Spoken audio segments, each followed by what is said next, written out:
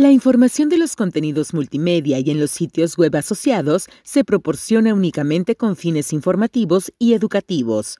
La información no debe de interpretarse como un consejo comercial o de inversión por parte de Black Bull Advisors ni de sus colaboradores y no pretende ser una solicitud o recomendación para comprar, vender o mantener ninguna posición en ninguno de los activos o mercados financieros mencionados. Hola, ¿cómo están? Buenas tardes, bienvenidos al Market Overview.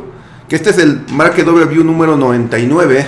Estamos a punto de conseguir las 100 transmisiones consecutivas semanales que hacemos en vivo y pues por supuesto es un esfuerzo que hacemos con mucho gusto para efectos de poder seguir promoviendo la cultura financiera y bursátil y pues bueno, darles a conocer a ustedes cuáles son los eventos más importantes de la semana y obviamente pues todo lo que tiene que ver en cuestión de las carteras que gestionamos.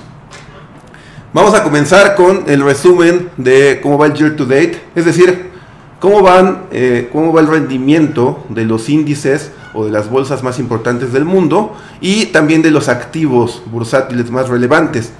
Vean, el S&P 500 lleva un year to date negativo del menos casi 15%, menos 14.79%. La tercera semana de julio, pues bueno, no solamente la tercera semana, sino que todo julio ha sido un mes bastante positivo, luego de un primer semestre bastante malo en general para todos los mercados mundiales. El Nasdaq lleva un year to date acumulado del menos 23%, el Dow Jones menos 10.46%, el IWM, que es el Russell 2000, que son las empresas pymes de Estados Unidos, menos 17.57%, las microcaps menos 19.94%, el VIX refleja la volatilidad del año, es decir, entre más sube la volatilidad, este índice del VIX, quiere decir que el mercado ha sido también más volátil y por consecuencia ha tenido sesgo a la baja.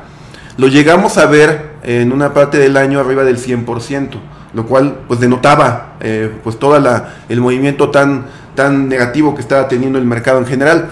Actualmente está más 35%, ha bajado la volatilidad en el año. El West Texas Intermediate, que es el precio del petróleo, anota una ganancia del 28% en lo que va del año. Llegó a estar por ahí de los 60% en este 2022, ha recortado la mitad de las ganancias. El dólar index, DXY, que compara el dólar americano con las divisas más importantes del mundo, como el euro o como el yen. Va más 10.78%, que refleja obviamente la tasa de interés alta que ha tenido la Fed o la Reserva Federal de Estados Unidos.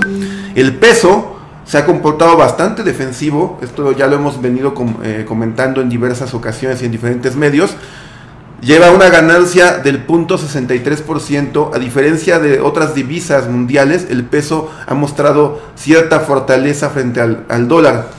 Pero esto se explica por dos cosas principalmente. Número uno, el diferencial de tasas que existe entre lo que pagan en Estados Unidos y lo que pagan en México. En México están cercanas al 8% y en Estados Unidos apenas están sobre el 2%. Entonces, ese diferencial del 5%, del 6% que tienen en tasa de interés hace que sea más atractiva la deuda de México y por ende hay más demanda por pesos y por ende es más defensivo que otras divisas.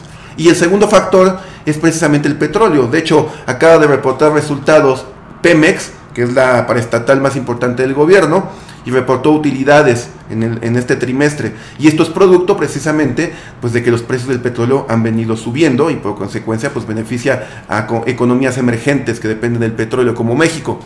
La Bolsa de México ha bajado el 11%, el IPC 11.52%, los bonos han bajado 17.58%, el oro, el mal llamado activo refugio, ha bajado 3% y el Bitcoin, el sector de las criptos, ha sido el más golpeado en lo que va del año.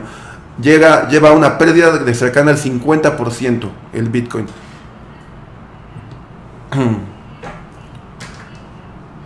Y bueno, hemos tenido una serie de reportes en lo que va de la semana y en lo que va del mes. El día de hoy va a ser va a haber dos reportes muy importantes de dos gigantes muy relevantes, que es Apple y que es Amazon. Pero ya pasaron en esta semana también otros reportes que fueron también muy importantes, que son precisamente el de Google y el de Microsoft, que ahorita vamos a platicar sobre ellos. Pero antes, un anuncio que vimos el día de ayer que era muy relevante era la subida en tasas que hizo la Fed. La Fed es la Reserva Federal de Estados Unidos, es el Banco Central de Estados Unidos y por ende el banco central más importante del mundo. Y ayer la Fed subió, como esperaba el consenso, la tasa de interés.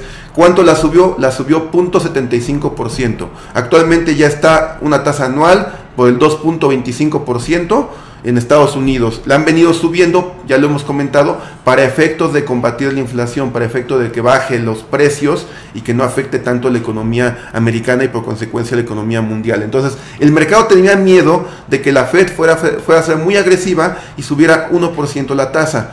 O también tenía miedo de que fuera muy tímida y la subiera nada más 0.50%. Ninguna de las dos situaciones era buena, porque en 0.50 querría decir que no estaba tomando tan en serio este problema de la inflación, y subirla a 1% que querría decir que estaba siendo muy agresiva y podía desacelerar la economía. Entonces 0.75 es lo que querían todos, la subió de esa forma y ha tenido un desempeño por eso también positivo el mercado.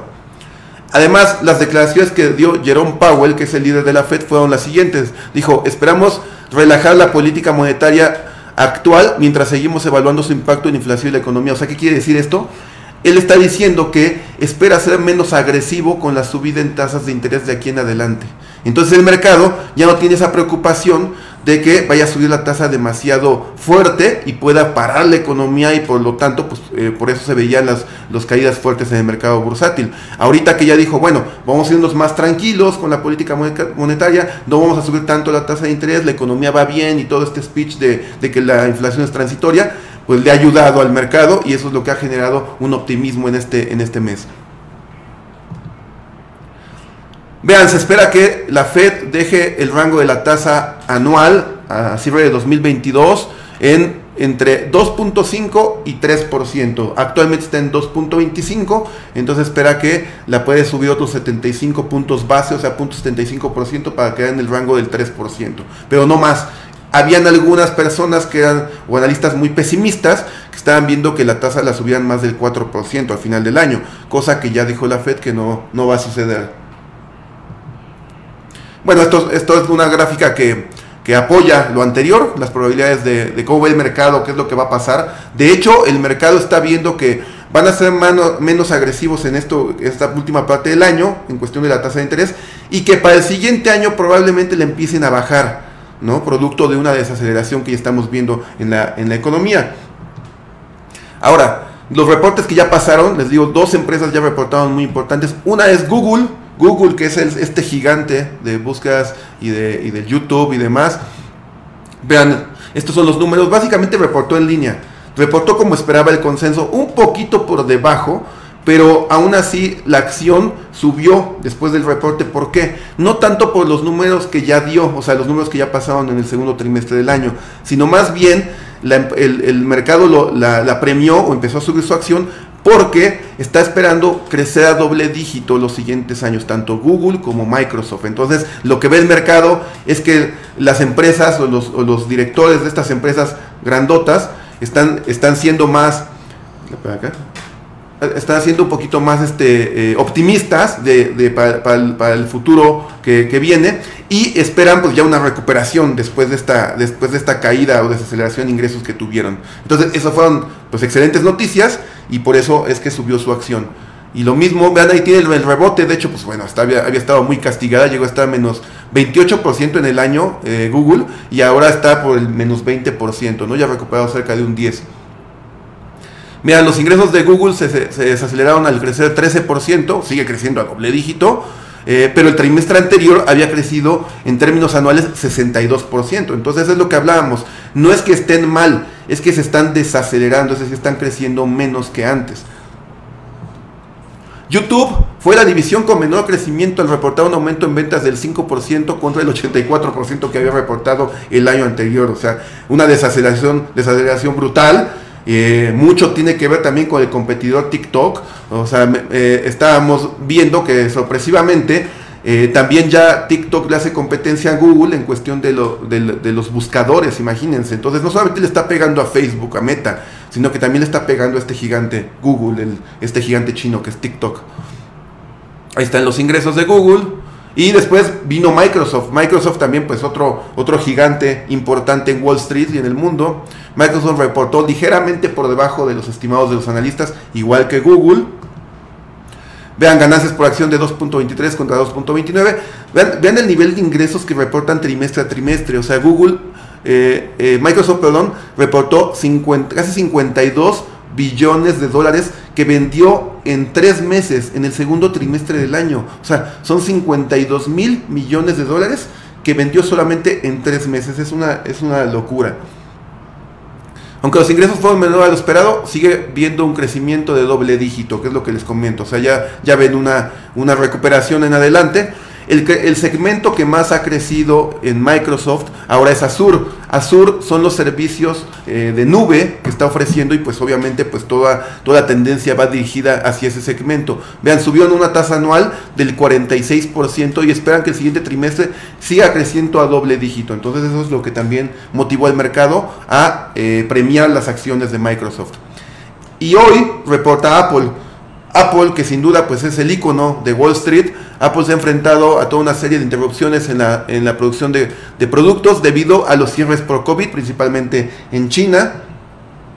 Se espera que reporte ingresos por casi 83 billions. O sea, reporta 30 billions, básicamente 30 billones más que Microsoft, que de por sí es un super monstruote. Amazon va a reportar también el día de hoy. Ambas reportan después del cierre de Wall Street, después de las 3 de la tarde. Y Amazon, se espera que los ingresos de Amazon Web Services aumenten a lo largo del año, pero a un ritmo más lento en comparación con los últimos 5 trimestres. O sea, el mismo fenómeno en todas. No es que estén mal, sino que están desacelerándose, están creciendo menos que antes. Y vean, este es el monstruote de los ingresos. Amazon se busca que reporte 118 billones, es decir, más del doble de lo que reportó Google, o más del doble de lo que reportó Microsoft, y más de lo que se espera que reporte Apple. Amazon es un monstruote enorme, que bueno, sus ingresos son mayores que el PIB de muchos países del mundo. Y hablando de PIB, ya se dio a conocer también el PIB del segundo trimestre de Estados Unidos. Es el crecimiento del Producto Interno Bruto, que es el indicador más relevante o más importante cuando uno mide el desempeño económico de un país. Y como se esperaba, ya se venía temiendo, ya hemos venido con este rollo de la recesión desde inicios de año, que es lo que ha venido adelantando el mercado y por eso se ha caído. El mercado ya venía anticipando que la economía americana reportara nuevamente un decrecimiento en su actividad económica, en el PIB, y por lo tanto que ya tras reportar 2 trimestres consecutivos de bajada en PIB, ya entraba oficialmente en la recesión que todos temían. Y eso es cosa que ya está sucediendo el día de hoy. Ahora la cuestión es, ¿y por qué está subiendo el mercado? Pues bueno, el mercado está subiendo porque, como lo que siempre hemos comentado, el mercado se adelanta a la economía. Entonces, antes de que pasara que la economía efectivamente se contrajera, que efectivamente tuviera un decrecimiento, el mercado se empezó a caer. La economía todavía estaba bien a inicios de año. Ahora que ya se materializa el hecho de que la economía efectivamente decreció, el mercado sube. Eso quiere decir, a eso nos referimos cuando hablamos de que el mercado lo tiene descontado. El mercado ya descontó en sus precios esos hechos negativos que estamos viendo ya materializados. Y cuando el mercado empieza a subir a pesar de un hecho económico negativo, quiere decir que efectivamente ya lo tenía descontado, y es lo que estamos viendo el día de hoy. El mercado está subiendo nuevamente después del anuncio de ayer de la Fed, y a pesar de este decrecimiento en el PIB de Estados Unidos. Vean, cuarto trimestre del 2021 creció 6.9%. Primer trimestre del 2022 decreció 1.6%, segundo trimestre del 2022 decrece 0.9%. Se confirma esa doble caída en el Producto Interno Bruto trimestral, y por lo tanto esa recesión que todo el mundo teme, pero que el mercado ya tenía descontada. Ahora, aquí a la pregunta de si estamos en recesión, pues bueno, les digo, el concepto como generalizado es que 2 trimestres consecutivos de bajas es recesión, pero el gobierno de Estados Unidos ha salido a defender obviamente su economía, y con declaraciones que ha hecho el propio presidente de Estados Unidos, ellos dicen que no lo están viendo en realidad como una recesión. ¿Por qué? Y es un argumento bastante válido. El mercado laboral en Estados Unidos está cerca del pleno empleo. casi se recuperan al 100% todos los trabajos que se perdieron en la crisis del COVID. Entonces, históricamente nunca ha habido una recesión fuerte con un alto empleo en Estados Unidos. Tiene toda la lógica del mundo, ¿no? O sea, no podríamos esperar que las condiciones sean muy malas en Estados Unidos y el empleo está alto. Si fuera lo contrario, que tenemos Producto Interno Bruto negativo en 2 trimestres y el empleo está en el suelo, pues entonces obviamente sí hablaríamos de condiciones distintas. Pero por eso la Casa Blanca se mantiene con que no lo ve como una recesión, o al menos no lo ve como algo grave para la economía. Bien, esa es la parte de los hechos más relevantes. Vamos a pasar al análisis técnico, que como ustedes saben, pues básicamente es que revisamos la situación técnica, es decir, las gráficas, la tendencia del mercado en el corto plazo, para ver pues cuáles son los indicios, lo que es lo que estamos esperando de aquí en adelante. Y vean, vamos a comenzar con el S&P 500. Vean, la semana pasada estábamos platicando justamente sobre la zona de los 3.900 puntos para el futuro del S&P 500. Decíamos que esa zona era la resistencia que tenía que superar el mercado. Esa era la zona más importante que tenía que superar si queríamos pues verlo seguir creciendo. Y es cosa que sucedió precisamente el 19 de julio. Rompió la alza del mercado, recuperó estos niveles, cerró por ahí de los 3.930 puntos. Rompe, y esto es un movimiento muy sano. Vean, es un movimiento como el libro de texto, porque hace un bullish breakout, esto se llama así, rompe el alza, la resistencia, después baja, y este retesteo que hace ahora de lo que fue resistencia y soporte se llama throwback. Entonces este throwback viene, retestea, y desde acá tendría que rebotar, y es cosa que hizo. Como el libro de texto, amigo, rebota sobre los 3.000, la zona de 4.000, 3.900 altos, y ahorita lo tenemos en 4.062 puntos, ni más ni menos que en el nivel más alto de todo el mes.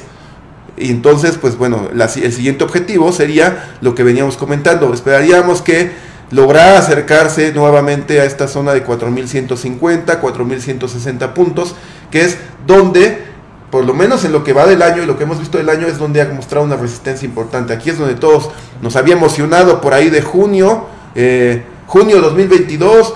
Y vean, después vino marzo también un repunte, encuentra resistencia acá y se viene abajo, ¿no? Entonces esta sería la siguiente zona objetivo, que es más o menos, déjenme ver cuánto es de subida, más o menos un 3% adicional respecto a los niveles actuales, ¿sale? Ese es el futuro del S&P 500. Ahora, el futuro del Nasdaq, que pues, el Nasdaq, vieron en el year to date, el Nasdaq estaba en doble dígito, o sea, doble dígito de pérdidas, y estaba el doble de peor que el S&P 500, y ahora ya ha reducido esa brecha, porque ha tenido un repunte maravilloso el Nasdaq también. Pero también vean cómo rompió al alza, baja, toma los 12.000 como soporte ahora, y ahora rebota, y ahora lo tenemos en 12.683 puntos. La zona que esperaríamos de aquí en adelante serían más o menos los 13.200 puntos. Esa sería la zona relevante. Los 13.200 puntos son el equivalente a los 4.150, 4.160 puntos del S&P 500. Esa es la siguiente zona para el Nasdaq. Y en el caso del Russell 2000, pues bueno, el Russell 2000 ya se está enfrentando ahorita a una resistencia importante de corto plazo. Parece ser que se está adelantando las small caps. O sea, acá pueden ver claramente la tendencia bajista que ha tenido a lo largo del año, y está aparentemente buscando romper ese canal bajista, y ahora se enfrenta a esta media morada, que es la media de 100 días. Y esta media, pues, en lo que va del año, ha servido como una resistencia importante para el mercado. Vean cómo aquí justamente se paró el 30 de marzo acá, y de aquí se vino abajo. Entonces está acercando a esa zona. Sería obviamente muy relevante que cerrar encima de esta media, porque nos hablaría de que el rally puede continuar, y de cierta forma los small caps están adelantando a los índices más grandes, como es el S&P 500 y el Dow y el S&P 500 y el Nasdaq. En el caso del VIX, que es la volatilidad, por fin está rompiendo a la baja esos 24, bien.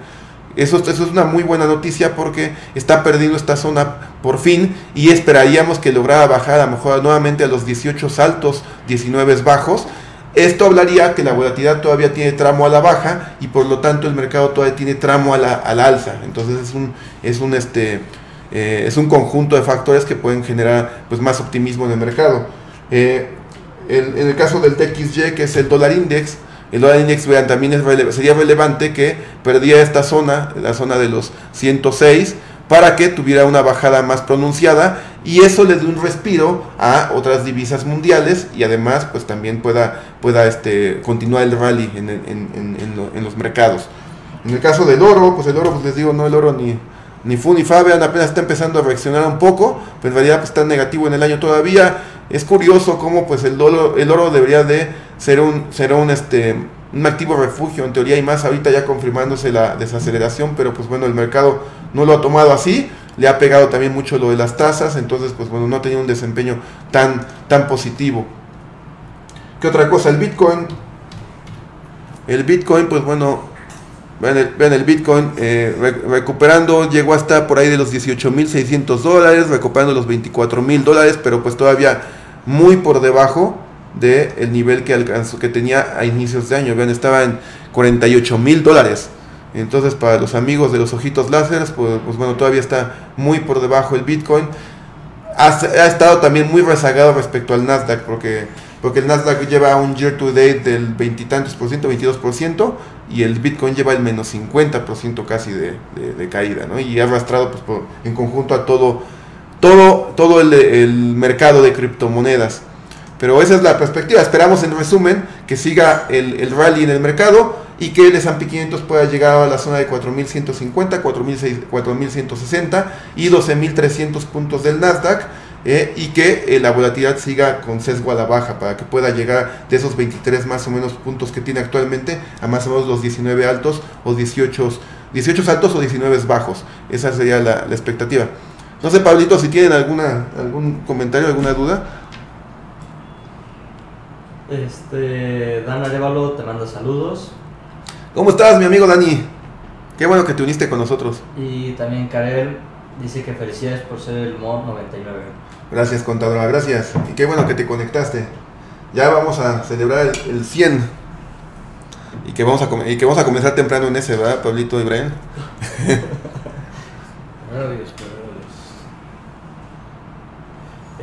Pepe Félix Ríos pregunta: ¿sus portafolios se ajustan a todos estos cambios o cómo funciona? Hola, Pepe. Sí, en efecto, pues bueno, lo que hacemos nosotros acá al mirar los índices más importantes es, pues los tomamos como referencia. Nosotros en las carteras tenemos muchos activos, muchos ETFs que están ligados no solamente a estos índices, sino a otros sectores. También tenemos diversos subsectores como puede ser farmacéutico, industrial o bancario y demás, pero no nos da tiempo pues de revisarlos todos en esta transmisión. Pero entonces lo que hacemos es revisar como la referencia, que son el Nasdaq, el S&P 500 y el Dow. No son los únicos activos que tenemos en las carteras, pero sí son base para efecto del movimiento que tengan todos los demás. Entonces, de cierta forma, pues están completamente correlacionados, lo que vemos acá con las carteras. Alex Agüet Sarkis, felicidades, Iván, un saludo. Gracias, mi amigo Alex, qué bueno que te uniste, gracias. Un abrazo para ti. Mauricio Sequeira, saludos, Iván y Pablo. ¿Qué tal, mi Mau? ¿Cómo estás? ¿Qué andas aquí en México? ¿Ya te veniste de Puerto Rico? Y Pedro Brito, saludos. ¿Crees que SPY llegue en estos 2 días a 412? ¿Pedro? Sí, Pedro Brito. Hola, mi estimado Pedro. Gusto en saludarte. Que llegue el SPY a 412. Pues podría ser. Sí, de hecho es de la expectativa, mi buen Pedro. Sí, es de la expectativa, que sería el equivalente a los 4.160 puntos más o menos del S&P 500, del futuro del S&P 500, que es la zona que estábamos mencionando acá, mira. Esta zona de acá, aquí, 4.160, que fue de los máximos que hizo a inicios de año, serían más o menos el equivalente a los 412 que tú bien mencionas del SPY, más o menos 412, 414, 415, de hecho fue casi el máximo de inicio de año. Mauricio Sequeira, me acabo de conectar, ¿dónde puedo ver un resumen de la presentación? Hola mi Mau, vamos a mandar, lo subimos en el canal de YouTube y se divide por mini clips. Entonces, como tocamos diferentes temas a lo largo de la plática, haz de cuenta que hablamos hoy del reporte de Google y hablamos del reporte de Amazon o el de Apple. Entonces los vamos a subdividir para que tú puedas elegir cada uno de ellos. Y por ejemplo, esta última parte, que es el análisis gráfico o el análisis técnico, se divide también en otro tema, pero lo puedes ver ahí en el canal. Les vamos a mandar por correo, de hecho ya se les envió, ¿no? En días anteriores, se les mandó un mail donde viene la liga del canal y ahí es donde se van subiendo, si es que no tienen oportunidad de verlo en vivo. Ángel Seferino, hola, una pregunta, ¿qué ETFs recomiendas? ¿Qué tal, mi estimado Ángel? Pues bueno, depende mucho de qué exposición quieres tener tú en tus carteras, pero bueno, si estamos hablando propiamente del mercado americano, pues obviamente vas de los ETFs. Si tú compras un ETF que está ligado a un índice, es lo más conservador posible. O sea, si tú compras, yo diría que lo más conservador que existe en materia de renta variable es comprar el SPY. Compras el SPY. El SPY es el ETF que replica 1 a 1 el S&P 500. Entonces el S&P 500 es el índice más diversificado que hay de Estados Unidos. Entonces como no tiene apalancamiento el SPY, va a seguirlo 1 a 1. Entonces es lo más estable. Y de ahí ya te puedes ir a cosas más volátiles, más agresivas, y por ende pues que tengan mejor expectativa de rendimiento. O sea, ya te puedes ir al ETF del Nasdaq, que tiene más volatilidad, que es el QQQ, o le puedes ir al ETF del Russell 2000, que es el IWM, que tiene más volatilidad, o te puedes ir al IWC, que es el ETF de las micro caps, que tiene más volatilidad todavía, o después pasando ese grupo de lo que son los índices, ya te puedes buscar ETFs de subsectores, o te puedes ir al ETF, el XLF, por ejemplo, que es el ETF de los bancos, o el KBE, que es el de los bancos regionales, o te puedes ir al XBI, que es el de las biotecnológicas. O sea, en Estados Unidos hay ETFs para todo, pero el punto es que entre más concentrado estés en algún activo, o sea, por ejemplo, una acción, eso es lo más riesgoso. Entonces, todo lo compras en una acción es lo más riesgoso que hay, porque no sabes si la empresa va a reportar pérdidas o va a caer en quiebra, ¿no? Y ahí pierdes tu dinero. Lo segundo sería invertir en un solo sector. O sea, eso es mucho más diversificado, pero después de todo estás nada más en un sector. Entonces tú compras lo más fuerte de todos los bancos, compras un ETF del sector bancario. Eso sería menos riesgoso. Y lo más conservador sería que compres un ETF que tenga todos los sectores, que es el ejemplo que te da del SPY o del S&P 500, pero de esa forma. Hay una página en internet que se llama etf.com, y ahí tú puedes buscar los ETFs, pero hay ETFs de todo. Si gustas más información, pues nos puedes contactar pues aquí en Facebook, en Twitter o en Instagram, y ahí con mucho gusto te proporcionamos más información de ETFs. Lizzy Valderas, saludos. Hola primita, ¿cómo estás? Saludos. Alejandro Rojas Flores, ¿por qué varias empresas están despidiendo a varios personal? Hola Alex, pues desafortunadamente pues producto de esta recesión, ¿no? Desaceleración que se está teniendo. O sea, si bien es cierto que no se espera que sea algo grave, en realidad, pues las empresas tienen que tomar previsiones. Si uno como empresario prevé que va a vender menos en un futuro, tienes que ajustarte desde antes, tienes que empezar a reducir gastos, y desafortunadamente muchas veces eso implica reducir gente. Y acá de hecho en el mercado podemos ver una cruda realidad en cuestión de empresarial, porque es que cuando una empresa toma decisiones de recorte de personal o decisiones de recorte de gastos, lo que pues para la gente que trabaja ahí pues es una mala noticia, ¿no? Porque está perdiendo su empleo y demás. Pero para el inversionista es una buena noticia y las acciones suben. ¿Por qué? Porque están viendo que la empresa está tomando medidas para efectos de proteger la rentabilidad del negocio. Entonces ahí puedes ver tú el contraste, ¿no? Pero es por eso, mi estimado Alex. Y Dan Arevalo, ¿cómo se evaluaría que el mercado no siguiera subiendo?